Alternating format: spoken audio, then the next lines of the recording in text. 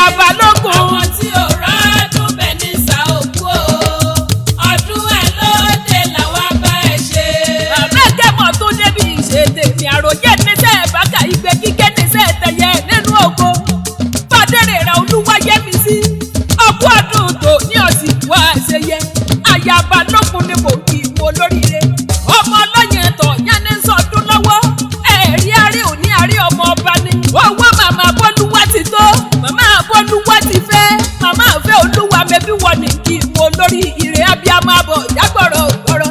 Ìyá àbẹ̀jì kú ọdún o.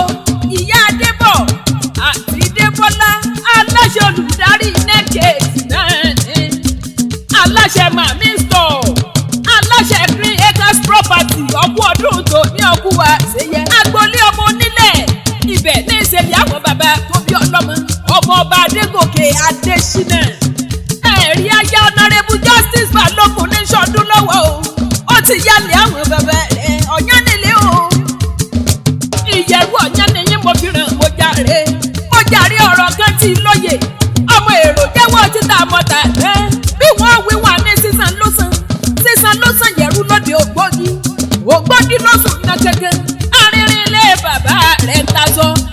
Ọ̀rí pẹ́pẹ́pẹ́ lasọ táwọn ọ̀tán. Ẹlẹ́gọ̀dọ̀ tasọ àwọn Ìjẹ̀ṣà. Èyí tó yẹ mí lọ́jà ni ọ̀rọ̀ mi wálé kí n tún ṣẹ̀ṣẹ̀ kúndú olóye.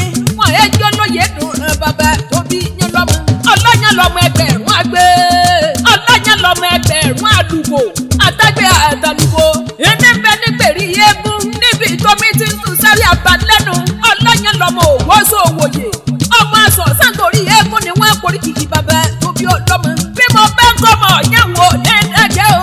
Fadérè ra Olúwayẹmísí. Orí adé nìran bàbá tó bí ọlọ́mọ. Mo forí balẹ̀ forí adé o. Èmi ṣe kábíyèsí lọ́dọ̀ bàbá tó bí ọlọ́mọ. Kábíyèsí o. Ọdún èyí tó ṣe léyìí ò ní jáse mọ́ lọ́lọ́lọ́wọ́ ọba.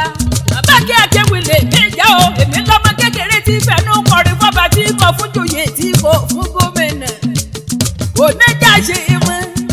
Kò ní jà ṣe é mọ́. Ọdún ọ̀tẹ̀ yìí o. Kò ní jà ṣe mọ́. Ọmọ ọlọ́yàn kú ọdún o. Kò ní jà ṣe é mọ́. Aya Balógun. Kò ní jà ṣe é mọ́. Ọmọdún ọ̀tẹ̀ yìí. Kò ní jà ṣe é mọ́. Fadérè ra Olúwayẹmísí. Kò